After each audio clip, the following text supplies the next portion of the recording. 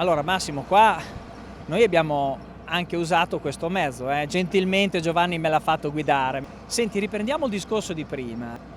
Abbiamo detto che abbiamo una forte competizione, insomma, da paesi che poi storicamente sono produttori, quindi hanno una vocazione produttiva molto importante. Cos'è che dà più fastidio al produttore italiano? Cioè ci sono delle condizioni che mettono in difficoltà, no? In termini competitivi i nostri produttori. Beh, indubbiamente l'abbattimento dei dazi doganali col sud-est asiatico, Cambogia e Myanmar, l'ex Birmania, ha creato uno squilibrio nella risicoltura notevole. Qual è stato il meccanismo che ha determinato tutto questo? In Italia sui 240.000 ettari di riso coltivati, generalmente abbiamo raggiunto quella superficie, 100.000 ettari, 90-100.000 ettari erano destinati a riso di tipo indica, quindi il lungo B, ecco, quel riso che poi veniva destinato all'esportazione e generalmente ai mercati del nord Europa. Con l'abbattimento dei dazi doganali questo riso ha cominciato ad arrivare sulle nostre tavole anche in forma lavorata, quindi non solo come risone grezzo. È stata adottata dopo tantissime battaglie dal punto di vista sindacale la clausola di salvaguardia, ma questa è arrivata solo a mettere in sicurezza il riso lavorato, non è stato fatto per il risone. Quindi ora come ora non arriva più il riso lavorato, però arriva il riso grezzo. Morale della favola, i risicoltori italiani non producono più i 100.000 quintali, i 100.000 ettari di riso indica da esportazione e si sono riversati nella produzione di riso da interno. Quindi basta, la butto lì in maniera provocatoria, solo un chilo di riso in più sul mercato nazionale a Per far crollare i prezzi. determinare un crollo dei prezzi. Senti, ma l'Italia è autosufficiente, è autonoma dal punto di vista della produzione e consumo di riso, oppure a sua volta è deficitaria e quindi ha bisogno di importare riso? Assolutamente l'Italia è un paese autosufficiente per quanto riguarda la produzione di riso ed è un paese fortemente esportatore. Noi abbiamo bisogno dell'esportazione verso il nord Europa o da altri paesi per poter fare in modo che la risicoltura sopravviva. Se perdiamo quei mercati oppure raggiungiamo prezzi di quel livello non riusciamo a competere.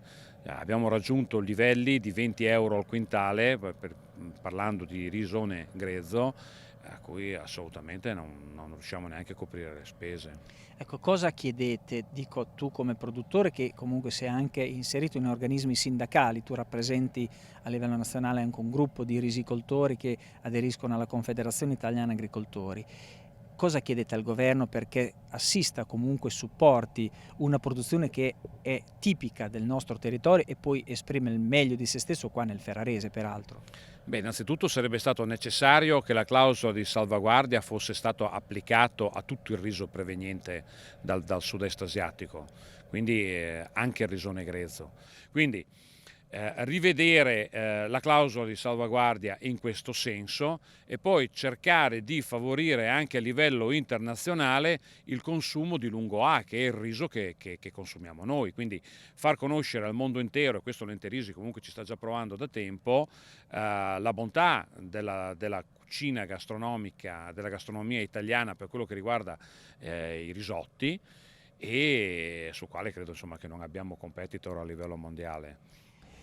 E a proposito di importazioni che vengono dall'estero, c'è un altro fattore che mette in svantaggio i produttori nazionali?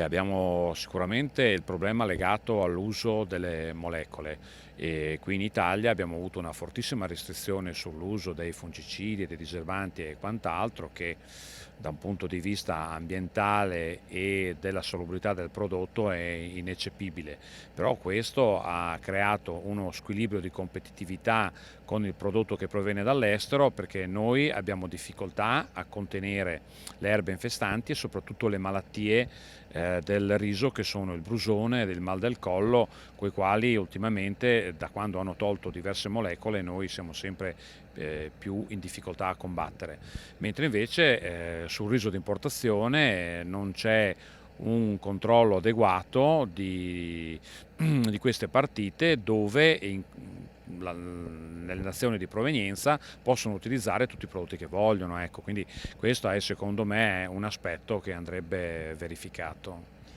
Massimo, allora, guarda, adesso noi abbiamo visto la trebbiatura, andiamo nel centro aziendale dove viene riversato insomma tutto questo riso che poi passerà all'essiccazione. Sì, benissimo. Cosa osserviamo in questo riso che, dicevamo appunto, è stato trebbiato in ritardo e anche per tutta una serie di condizioni, insomma. L'osservatore attento, che non sono io in questo caso, cosa si vede in questi chicchi? Beh, indubbiamente una presenza notevole di grana verde che indica una cariosside che non è stata in grado di completare il ciclo perché è andata incontro la pianta in momenti tardivi, cioè a settembre, alla spigatura. Quello è uno dei momenti più cruciali per il riso perché ha bisogno di temperature che non scendono sotto i 15 gradi di temperatura per poter, diciamo così, maturare, per poter riempire la cariosside. Massimo, noi abbiamo parlato di trebbiatura, di andamento stagionale, di tante cose. Noi vorremmo vedere adesso anche un po' la valorizzazione di questi risi, no, del territorio in cucina. Per cui ti lasciamo, ti ringraziamo che ci hai accompagnato in questo percorso nel riso, nel cuore insomma del territorio risicolo emiliano-romagnolo.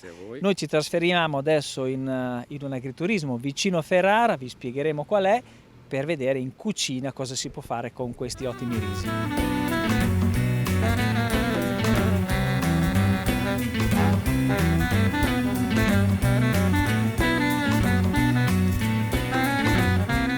Abbiamo detto poco fa che vogliamo valorizzare il riso che abbiamo visto in campagna appena trebbiato in cucina. Ebbene, ci siamo recati a Ferrara, siamo nell'agriturismo La Rocchetta e con me Monica Zanardi, chef di questo agriturismo.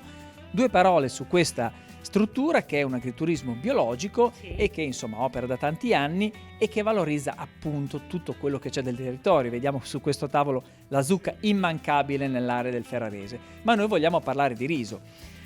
Noi ti abbiamo visto lavorare in cucina prima e abbiamo insomma un po' ripreso quello che tu stavi facendo. Ci sono due risotti e naturalmente sono i risotti principe, no, del nostro territorio, che sono il Carnaroli e l'Arborio. Sì. Raccontaci che cosa hai fatto con questi splendidi risi che sono diventati due piatti stupendi. Allora, noi oggi abbiamo preparato due tipologie di risotto. Il Carnaroli della nostra zona l'abbiamo preparato con la nostra zucca violina biologica dell'agriturismo, l'abbiamo arricchito con gli oli essenziali delle nostre erbe aromatiche, salvia e timo, abbiamo profumato con un trebbiano secco e abbiamo deciso di fare il Carnaroli con la zucca proprio per esaltare soprattutto anche la zucca, in modo che ci sia il riso sgranato e che si senta decisamente la presenza di un riso importante come il Carnaroli, ma anche la presenza di un elemento importante come la zucca, che sul territorio ferrarese, se non c'è la zucca, non ce la possiamo deve essere fare. Necessariamente, sì. Ci deve essere sempre. Poi dopo l'abbiamo arricchita, insomma, con il nostro burro, con le nostre erbe officinali, con la nostra noce moscata e i nostri brodi che facciamo noi. Quindi abbiamo cercato ma l'elemento è sempre quello, i due elementi, riso, carnaroli e zucca del Quali territorio. sono le differenze sostanziali? Faccio un piccolo punto. Vedete, questi sono il riso che abbiamo visto prima in campagna, non è stato lavorato, quindi non è ancora stata effettuata la pilatura, cioè vengono tolte le glumelle perché altrimenti non può essere consumato così come il grano. Qui sul tavolo, insomma, abbiamo visto le zucche, abbiamo visto i vostri prodotti, che sono le conserve, ma non abbiamo potuto mettere tutto, perché No. diciamo, il protagonista oggi era il riso. Il riso, certamente. Differenze sostanziali tra Carnaroli e arborio in cucina, mi intendo. Certo, le differenze sostanziali sono queste. Innanzitutto sono differenti nella grandezza del chicco, quindi il Carnaroli ha un chicco più oblungo che tende a mantenere molto di più la cottura, quindi arriva fino a 17 minuti, poi dopo al dente, poi dopo c'è la mantecatura. L'arborio invece è un chicco più gentile, un chicco più piccolo e quindi tende ad assorbire molto il profumo degli ingredienti che noi mettiamo all'interno. È un chicco sì, proprio più gentile, ecco, più piccolo e ha una cottura molto più breve che va dai 14 ai 15 minuti, ma forse meglio che 14, quindi sì, sono già troppi, e tende proprio a essere più piccolo, come un po' come il vialone, che sono quei piccoli risi che sono adatti solo per esclusivamente certi tipi di ingredienti. Carnaroli per me si sposa con la zucca, poi dopo l'arborio si sposa bene con gli arborinati, con i formaggi importanti come il taleggio, il gorgonzola DOP e GP, le nostre pere, perché fondamentali le nostre pere. Ferrara, territorio di pere. Le nostre pere, che sono il nostro Kaiser piccolo, che noi facciamo caramellato, quindi tendiamo ad esaltare ancora di più il profumo della pera e tendiamo a fare sempre le preparazioni in agriturismo con questo tipo di pera, assolutamente sempre con la buccia. Grazie Marica, quindi Agriturismo Grazie La Rocchetta che ha valorizzato questi risi. Vi aspettiamo, numerosi. Magari dopo ci fermiamo. Ecco. E noi però continuiamo a parlare Sì. di prodotti del territorio, perché cedo la linea adesso con i frutti della terra e continuiamo Grazie a parlare a voi. sempre di prodotti.